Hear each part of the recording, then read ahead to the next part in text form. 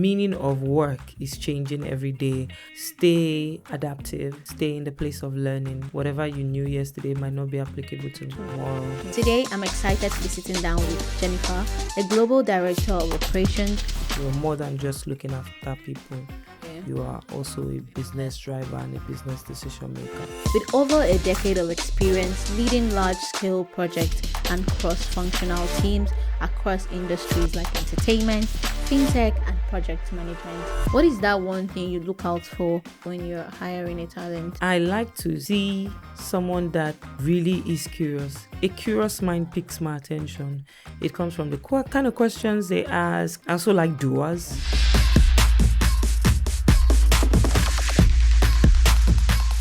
Thank you so much for honoring our invitation. Thank you for being here. And you look so beautiful, by the way. You. See this girl? She wears yellow. She's put on a yellow dress, very bright, and my yellow favorite shoes. color. Yeah. So let's start from the beginning, right? At what point did you know that you were gonna do human resources and you were going to work on this part in life? Okay. Hi, Jemai. Hi, Jennifer. Thank you for inviting me. So that is a very good, interesting question. I would like to see myself more as an operations person, not just HR, because HR is only but a part of it. I feel like I cut across certain things that I see as core for what I do. And I know that for me to be able to connect those dots, people are the most valuable assets anyone can have. Relationships, people.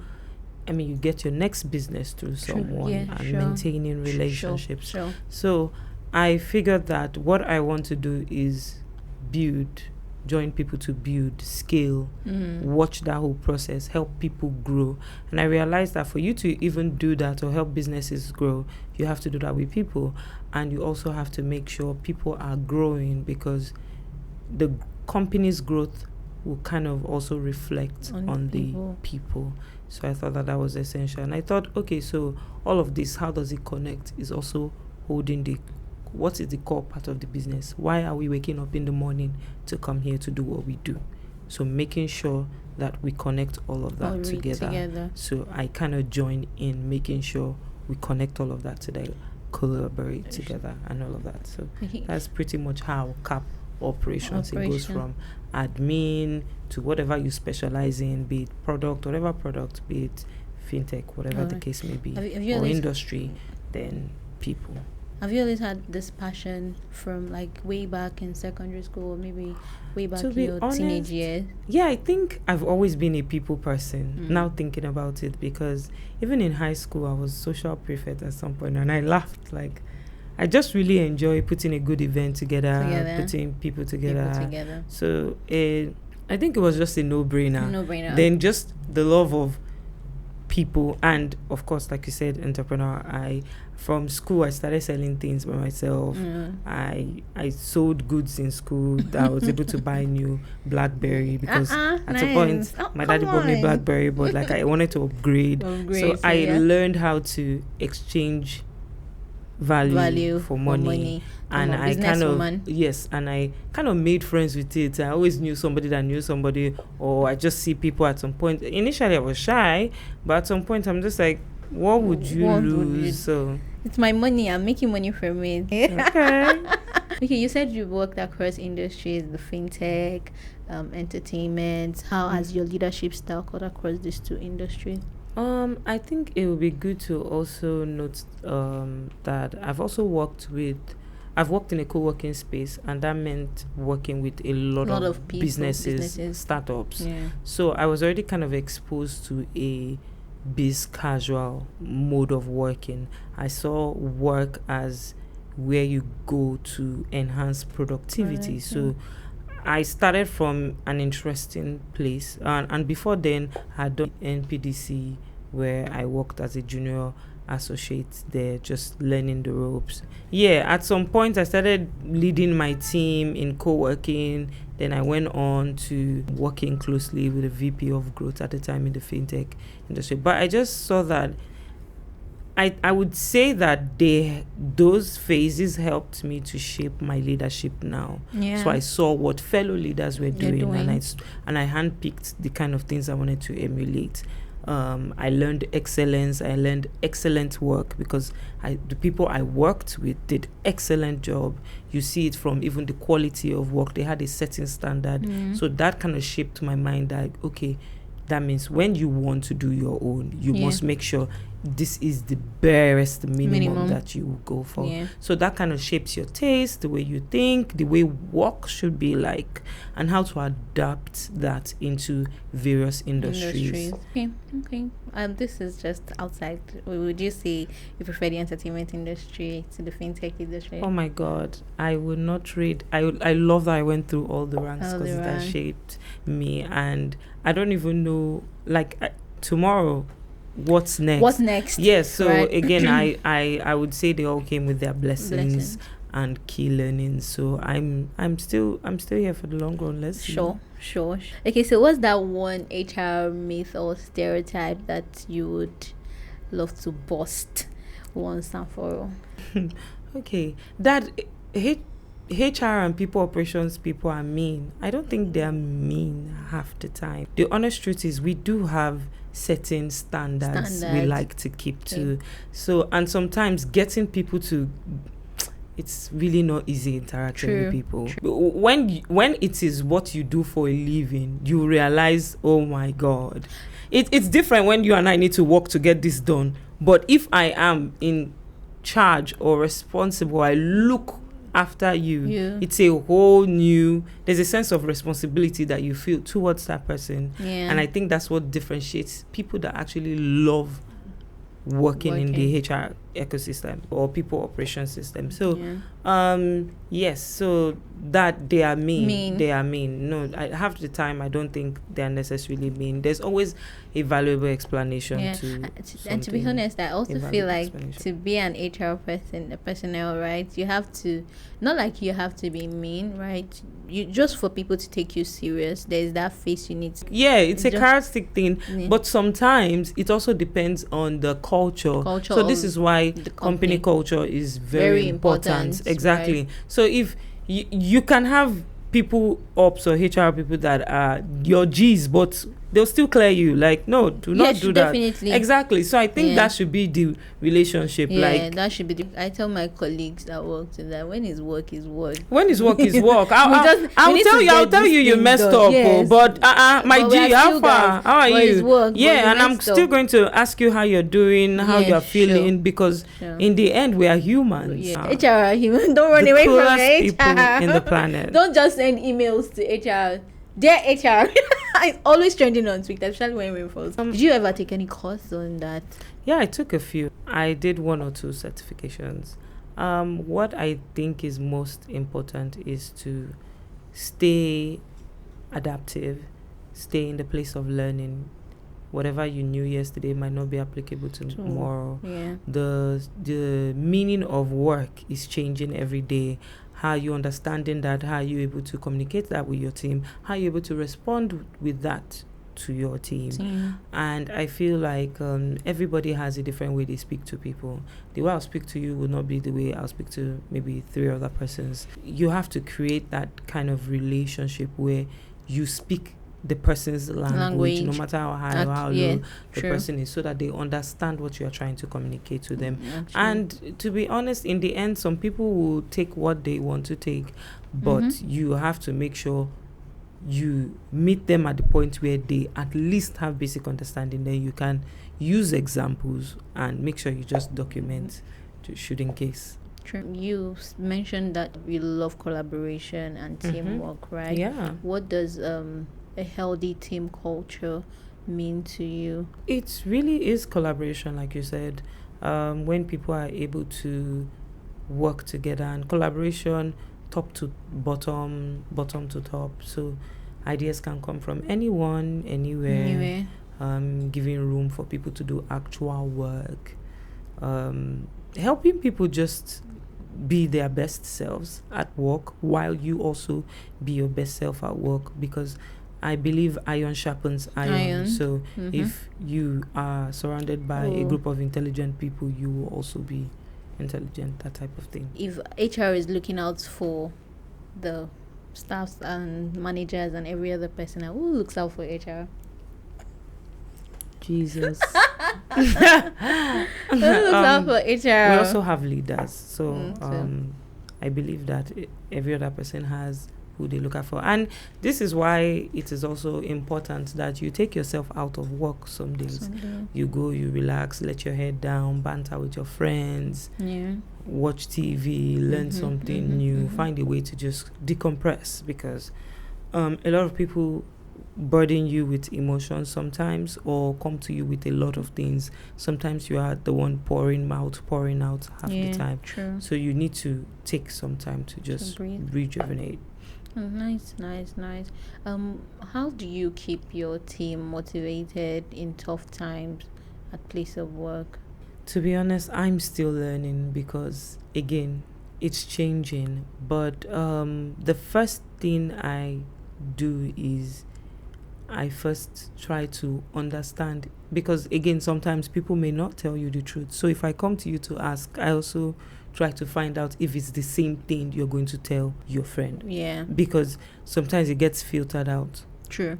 Especially when you are conversing with HR. Exactly. You want to mindset, but I do appreciate people that come out respectfully to air their minds. It helps. Yeah, true. It helps. So how do you engage them? What do you do at work? Do you also come up with initiatives that help them step out of work sometimes? Even if it's as small as maybe karaoke night, or games, or little gatherings that help. Yes, communal living, because we are in the region where people eat together. They find like you can close a deal over a nice meal.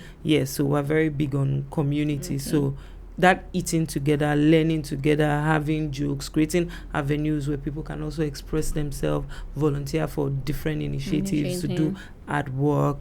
It kind of helps people just stay motivated.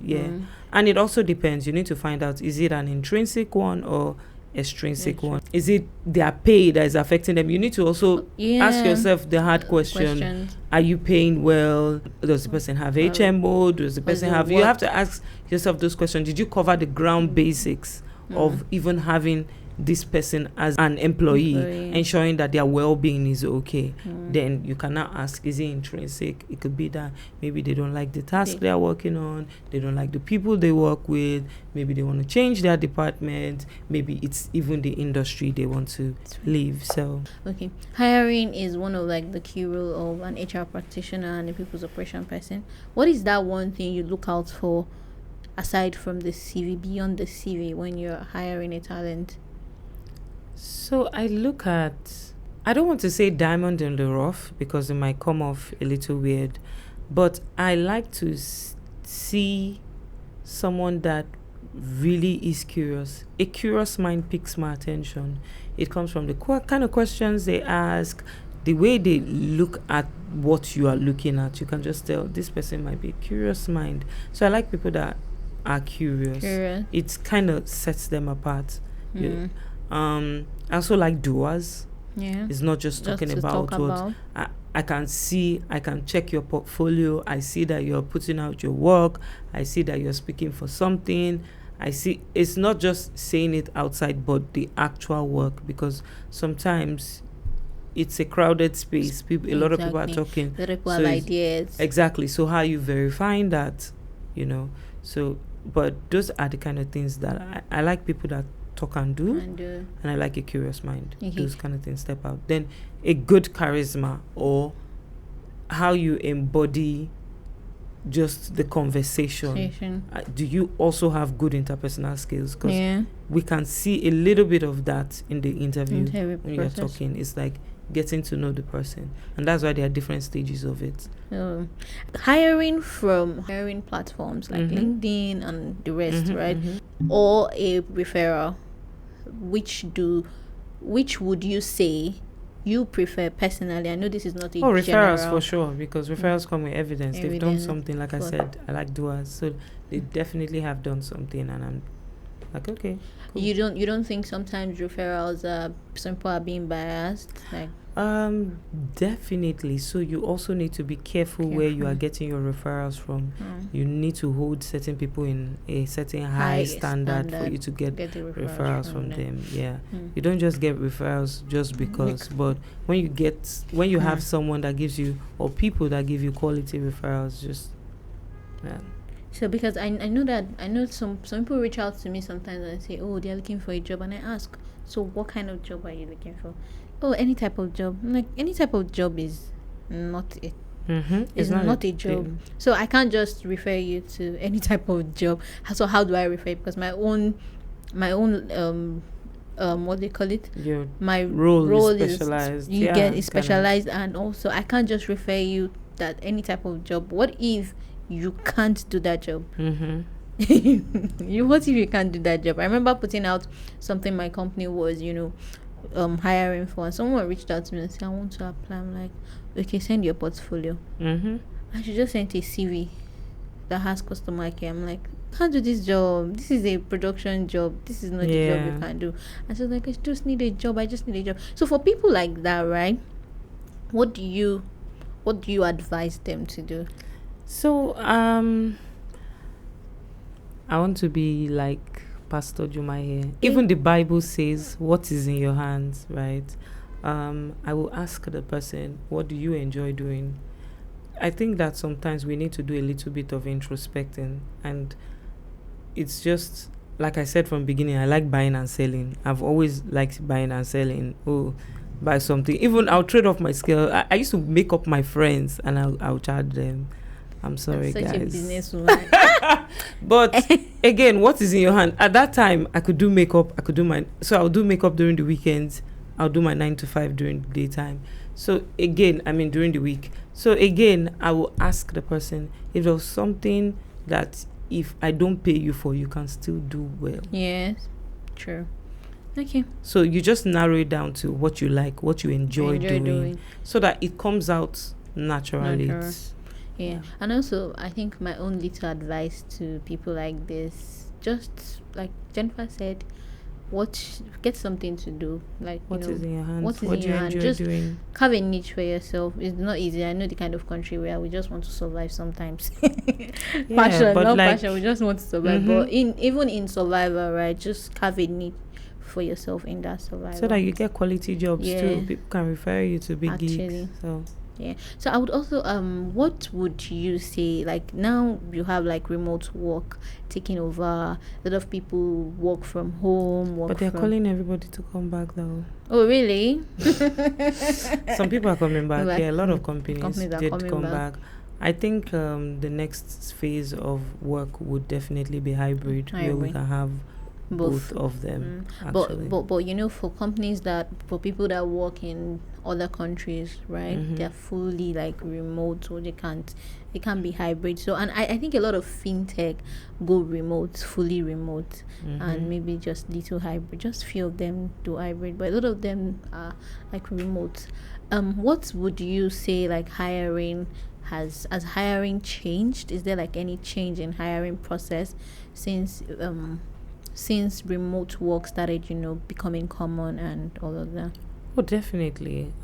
Since it became common, so how do you test for things you can see beyond the screen? Because again, you are hiring with, even though you've seen data that have showed you that, okay, this person is a fit for the job, but you're also hiring in good faith that they are actually that. And that's why you have systems that you put in, like probation. You make sure you check in 2 months, 3 months, 6 months. Then I don't believe that you should wait till that period to share feedback. If you have early feedback, discuss with them, see how they see their work. Then I know that most companies that are remote try to do meetups, retreats. They try to do maybe like Friday TGIF, where they all put on their cameras, they share a toast, or they have like games night, virtual games night. So again, it's for you to also be creative and be adaptive as work changes or redefines itself.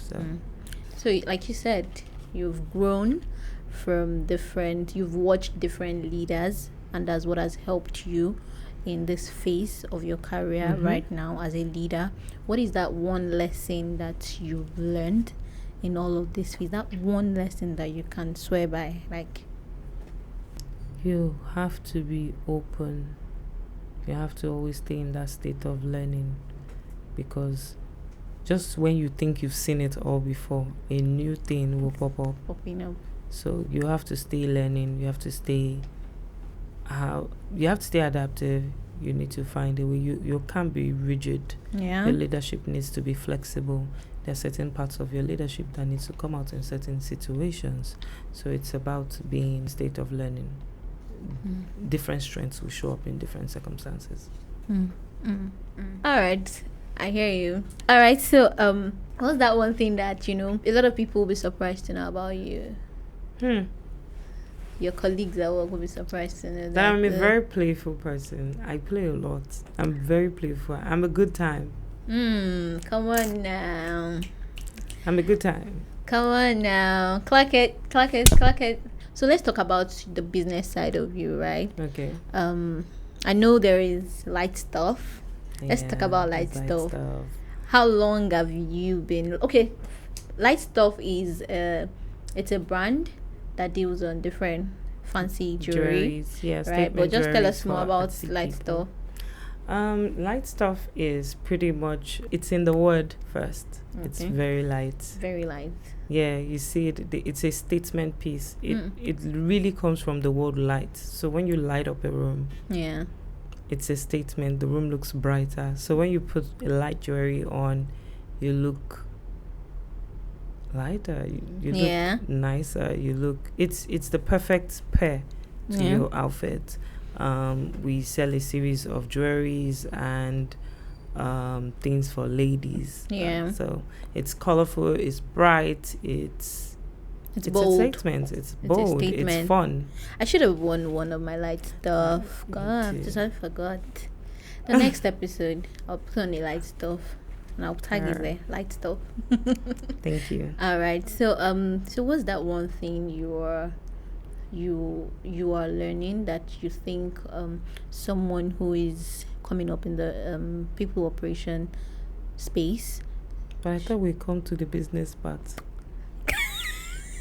It's a mixture. It's a mixture. It's a Okay. mixture. What's that one thing you're learning that you think every other person in your industry should also look into and take some learnings from as well? Yeah, look into the business more. You're a business partner. You need to be a decision maker. You need to be in the rooms where they are making serious changes and be change champions. But just be in the rooms. You're a business partner. Look at how the business is done. Get into it. What are your numbers? You need to be aware of what the metrics are, what's important to the business, where the business is going. You're a business partner. You should see things more from that angle. You're True. more than just looking after people. Yeah. You are also a business business driver and a business decision maker. Okay. Nice. What's that one project or goal that you're currently looking to do or you're on? Yeah, I'm looking to build a community of people, especially professionals that like to stay at home, not do... to be honest, it's nobody's fault. From just even leaving your house, the endless debit alerts and all of that. Yeah, very right. Yeah, but just looking for unique experiences for them that wouldn't break the bank. Just trying to do that, building a community of that. Also working, it's called the good company, meaning you're in good company. Then there's light stuff. Yeah. What does light stuff look like in 5 years' time? Is seeing the vision now, is planting it now, it's making plans now, start executing, start putting little seeds. The seeding starts now so that it reflects what your 5-year business plan is. So yeah. As a business person, what's that one lesson that you have learned? I know that a lot of people get really tired in just a year, right? A lot of people are tired, they are giving up and all of that. What's that one thing that that keeps you going? Just seeing other brands that I saw when the person started, and I'm just like, wow, you kept at it, and see how, I'm so proud. some of the brands, I interact with them. Some of them I don't. I just see them from a distance. I'm just like, Distance. I knew when you started, you go. Like, come on now. Yeah. It's just staying on course. No matter what happens, it gets hard, it gets tough, but you have to stay on course. You need to stay. You need to stay. You need to stay. I'm not saying that sometimes even staying on course sometimes is leaving some certain things. Yeah. So while you're staying, you are examining, you are looking at, is this progressive or this is regressive? So those kind of things, you have to think about them, not just all Okay. about staying on course, but as you're staying on course, are the metrics matching? Are you growing? Are you having Yeah. progressive problems, not aggressive problems? So, yeah. All right. This is really brilliant conversation with Jennifer. Thank you so much. Thank you for for having me. being on the podcast. This is the last question and last conversation. Is there anything you would like to, ask me or, share anything I have not Oh, yes, touched? definitely. I think I asked before we even started, Yeah. what do you want to do with She Creates? Create. Oh, okay. So with She Create, right? It's a platform where women, just women, come talk about their experiences in career, professionals, entrepreneurs.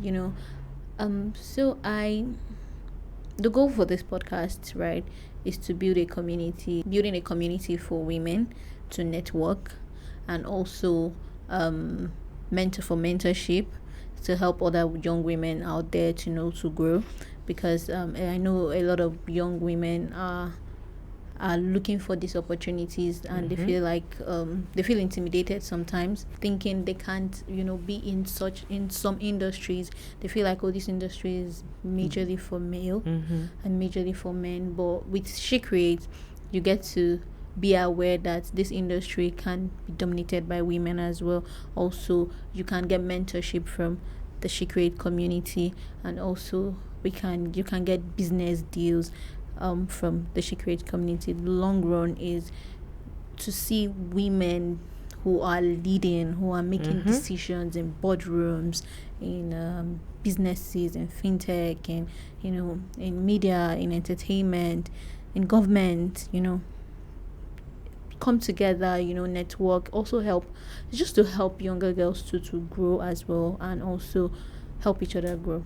To be honest, that's just it for She Create at the moment. Okay. So if you were to change anything about yourself, what would it be? This is more personal. This is Like, more personal. Yeah. So if I'm to change one thing about myself, is to stop giving excuse for people.